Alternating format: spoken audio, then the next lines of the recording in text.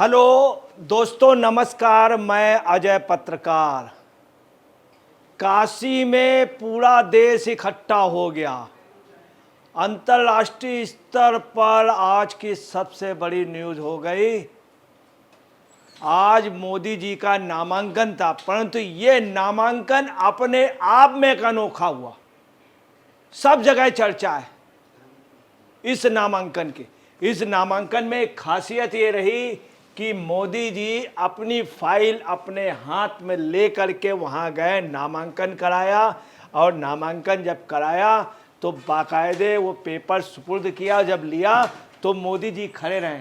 उन्होंने उस अधिकारी का भी ध्यान रखा, वो बराबर सीट में बैठे रहे, चूँकि प्रोटोकॉल यही कहता है।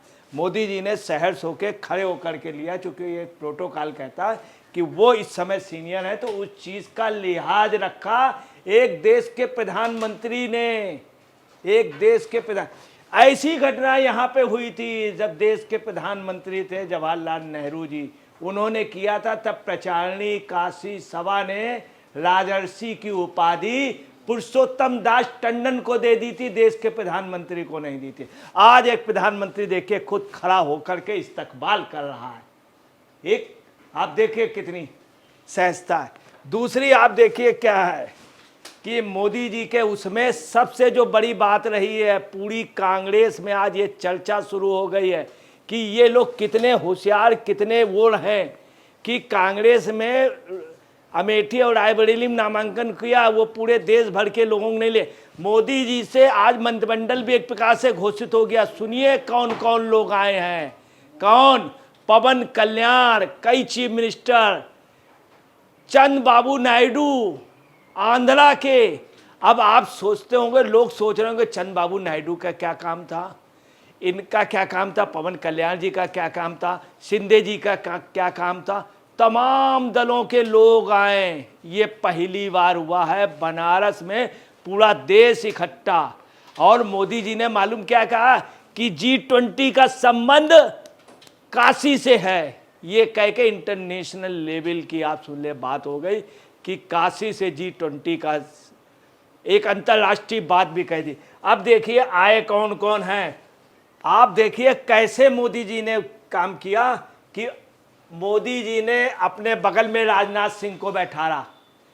पूरे देश में एक कोशिश की गई इंडी गठबंधन विदेशी ताकतों से कि क्षत्रियों को नाराज कर दिया जाए। हालांकि क्षत्रिय नाराज नहीं हुए। बताते हैं कि जब पहला मतदान हुआ तो पश्चिम उत्तर प्रदेश में जाट और क्षत्रिय एक साथ हाथ मिलाते हुए वोट डालने गए, क्षत्रियों को नाराज करना। हालांकि क्षत्रिय नाराज नहीं हुए, कोशिश हुई। आप देखिए उन्होंने अपने बगल में रखा राजनाथ सिंह। पूरे प्रकरण में चीफ मिनिस्टर यूपी के किनारे रखे गए। हालांकि वो उनके दिल में है मोदी जी की, मगर उन्होंने इसलिए और लोगों को प्राथमिकता दी ताकि पूरे देश में मैसेज। आज मंत्रिमंडल का भी घोषणा हो चुकी है। ये सारे लोग कह रहे हैं। देखिए मैं आपको बता रहा हूँ, मंत्रिमंडल भी साफ हो गया। उनके बगल में किसको लिखा? चंद्रबाबू नायडू वही है जो आंध्र की एक बहुत बड़ी शख्सियत हैं और रामोजी राव के दामाद हैं। और रामोजी राव साउथ के बहुत बड़े तिरुपति मंदिर, वहाँ की सिंचाई विभाग का पूरा पैसा किसी समय उस हीरो ने दिया था जब चीफ मिनिस्टर नहीं थे चंद्रबाबू नायडू। अब देखिए क्या है, चंद्रबाबू नायडू के अलावा पवन कल्याण को रखा, सब लोगों को, और एक मैसेज दिया कि हम सब लोग एक हैं। अब आप ये देखिए यहाँ पर क्या पोजीशन है कि कितने लोग आए हुए। अनुप्रिया पटेल क्या है? सिंपल एक सांसद, मगर क्यों उनको मेन लाइन पे रखा गया? इसलिए रखा गया, अनुप्रिया पटेल का कुर्मी क्षत्रिय समाज में बहुत बड़ा योगदान है। उनके पिताजी का, श्री सोनेलाल जी का बहुत बड़ा योगदान, कृष्णा पटेल का भी योगदान है। अनुप्रिया पटेल को रखा ताकि वहाँ पे कुर्मी क्षत्रिय सब एक रहें। एक पूरे देश को मैसेज गया, देश में बैकवर्ड समाज में सबसे ज़्यादा आबादी कुर्मी समाज की है, कुर्मी समाज। दूसरा क्या किया है कि पवन कल्याण, चिराग पासवान, नीतीश कुमार को भी आना था मगर नीतीश कुमार की तबीयत खराब हो गई है। कल सुशील मोदी के उस पर काफ़ी पजिल्ड हो गए, उनकी तबीयत खराब हो गई, इस कारण नीतीश कुमार नहीं आ पाए। और इसके अलावा आपको बता रहे हैं कि चंद्रबाबू नायडू, एकनाथ शिंदे, रामदास जी और अठावले जी भी दूसरी पार्टी के, जीतन राम मांझी बिहार से हम पार्टी के, पशुपतिनाथ पारस, उपेंद्र कुशवाहा वो भी दूसरी पार्टी के हैं, वो आए, और संजय निषाद जो जिनकी बहुत अच्छी पकड़ पूर्वांचल यूपी में है, निषाद समाज में बिंद कोविंद निवास निषाद मल्लाह, इनमें बहुत अच्छी पकड़ है।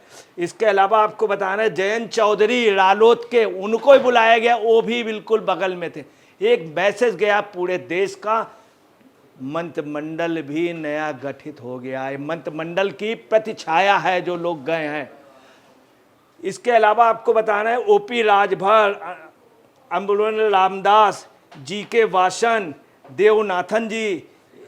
देवनाथन यादव, तुषार बेलापल्ली, अतुल जी, तमाम लोग गए हैं। ये पहला वो था। अब आप आइए, जब रिजल्ट आएंगे उसके पहले की यहीं पे कोशिश हो गई कि हमारे साथ इतने लोग हैं। जब इतने लोग आ रहे हैं एक साथ, चंद्रबाबू नायडू निश्चित तौर पे वहाँ पे सीटें जीत करके आएंगे। आज की डेट की वहाँ के मजबूत लीडर हैं, तेलंगाना से, आंध्रा से, सब जगह से आए। तो क्या पोजीशन होगी कि इनकी सरकार जो है नहीं डाबाडोल हो सकती है, क्योंकि इनके साथ इतने बड़े सपोर्टर हो गए। आप समझ लीजिए, हरदीप पुरी को साथ रखा सिख वोटों के लिए। और आपको बताना है मोदी जी ने क्या किया इसके लिए। कल वो एक गुरुद्वारे में गए तो वहाँ रोटी बेलने लगे। उस रोटी बेलने का पोजीशन रहा कि हर सरदार सोच रहा, कई जगह नामांकन में वो गुरुद्वारे पे गए, सिख भी इनके साथ हो गया। ये सब चीज़ें जो भावनात्मक चीज़ें हैं वो भाजपा के साथ और मोदी के साथ हो रही। कि आप इस चित्र से देख सकते हैं कि चंद्रबाबू नायडू को कितने सालों बाद इस मुकाम पे एक टॉप पे रखा गया। वहीं आप देखिए क्या पोजीशन है कि इन्होंने प्रस्तावक रखे अपने। प्रस्तावक देखिए 4 प्रस्तावक रखे गए। नंबर 1 गणेश्वर शास्त्री का आना बहुत बड़ी बात है। गणेश्वर शास्त्री का आना, चूँकि गणेश्वर शास्त्री उस शख्सियत के, उस फैमिली की शख्सियत के हैं, गागा भट्ट के, जिन्होंने शिवाजी का राज्याभिषेक किया था, शिवाजी का। और शिवा शाही और उनकी शिवाजी का आज नाम महाराष्ट्र से लेकर पूरे हिंदुस्तान में, जिनकी तलवारें तक ब्रिटेन जैसे लोग रखे हुए हैं, देने को तैयार नहीं। वो देखते हैं कौन सी तलवार थी, कौन सा भगनक था, ये देखते हैं। ऐसे लोगों को जिनके लिए प्रधानमंत्री, कई प्रधानमंत्रियों ने कोशिश की थी, वो कभी गए नहीं। इसी देश के एक प्रधानमंत्री ने कोशिश की थी, दबाव बनाया तो राजर्षि की उपाधि पुरुषोत्तम दास टंडन को दी, वो चले गए। और देश का प्रधानमंत्री, यहाँ के लोग काशी प्रचारणी सभा के तय करते थे। आप समझ लीजिए कि मोदी जी के उसमें इनका जाना, शास्त्री जी का, गणेश्वर शास्त्री का बहुत मायने रखता है। उघाड़े बदन, अब गणेश्वर शास्त्री मोदी जी के साथ गए, बगल में बैठे थे। ये बात बहुत दूर तलक जाएगी। दूसरी, गणेश्वर शास्त्री के अलावा जो गए हैं बैजनाथ पटेल कुर्मी क्षत्रिय समाज से हैं, वहाँ पे बहुत अच्छी पकड़ है। आप यहाँ से ले लें कि बैजनाथ पटेल से रेड्डी साहब आंध्रा के चीफ मिनिस्टर जो पहले थे, और देवराज अरस इनके फैमिली से, और चिमन भाई पटेल वाली फैमिली जो गुजरात में कभी चीफ मिनिस्टर थे, तमाम ऐसे लोग, नीतीश कुमार वगैरह, इस परिवार से आशीर्वाद लेने जाते थे। कुर्मी क्षत्रिय समाज का गैर राजनीतिक रूप से सबसे बड़े, अगर कोई वहाँ के उनके महात्मा या एक प्रकार से महंत माने जाते हैं, मतलब पॉलिटिकल लीडर नहीं, तो ये पटेल साहब, बैजनाथ पटेल ही माने जाते हैं। तीसरा गए हैं संजय सोनकर जी का वहाँ दलित समाज में बहुत बड़ा योगदान है। जब भी कोई मुसीबत में होता है तो कहा जाता है सोनकर की यारी, शेर की सवारी। याद रखिएगा, आरएसएस, बीजेपी, इन सब के पीछे अगर सबसे बड़ी कोई मजबूत ताकत है तो खटकों और सोनकर की। इनका अपना इतिहास है। जितने युद्ध हैं हकीकत में ये लड़े हैं सोनकर। खटिक का मतलब खटक जाए अगर तो कोई संभाल नहीं पाता। उनको लेकर के गए। पहला ये नामांकन है, प्रधानमंत्री सोनकर दलित समाज के उनको लेकर के गए। दूसरा लाला कुशवाहा को लेकर के गए, लाला चंद कुशवाहा। आपको बता रहे हैं वहाँ पे कुशवाहा समाज की पॉपुलेशन बहुत अधिक है। आपको मैं भी क्लियर कर दें कि बिहार में कुशवाहा कुर्मी से ज़्यादा है और पूरे देश में कुशवाहा है।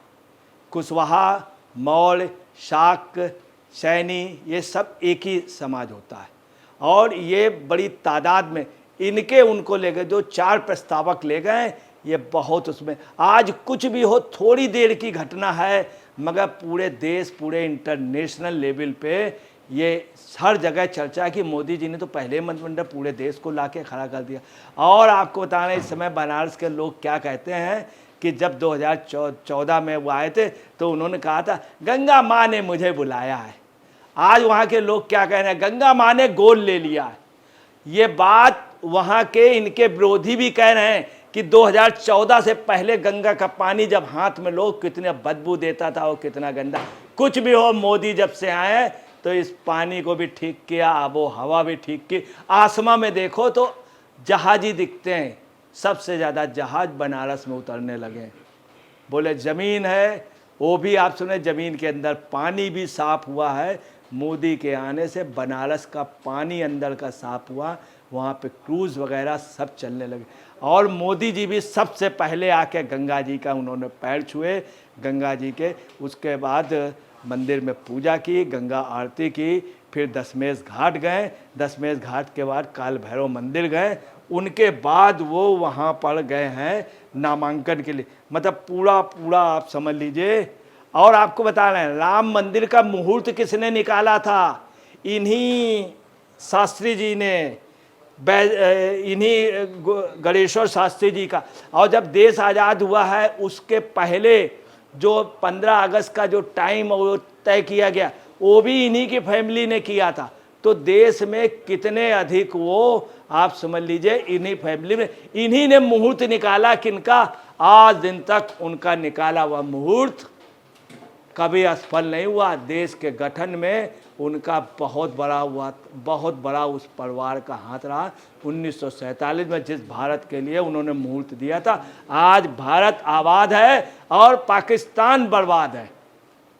और भारत एक दुनिया की शख्सियत, एक दुनिया की बहुत बड़ी अहमियत बन गया है। और आगे आप देखिएगा, कुल मिलाकर के मोदी का नामांकन पूरे दुनिया में हलचल, बहुत बड़ा मैसेज गया है, बहुत बड़ा इंटरनेशनल नेशनल लेवल पे कि मोदी की लोग सरकार कह रहे थे जिस तरह आज किया, तो इन्होंने तो ये कर दिया कि हमारे पास इतनी बड़ी लॉबी है, हम तो वैसे भी सरकार बना लें। ये मैसेज कांग्रेस भी एक्सेप्ट कर रही कि मोदी ने तुरुप का इक्का मार दिया। यही चीज़ अगर रायबरेली में अगर कर देती प्रियंका जी, सोनिया जी, रावत वाड्रा, मगर क्या बताएं मैं, रावत वाड्रा आज भी नाराज। आज ये सब देख करके रावत वाड्रा के दिल में क्या गुजरती होगी, कोई उनसे तो पूछे। दोस्तों नमस्कार, मैं अजय पत्रकार।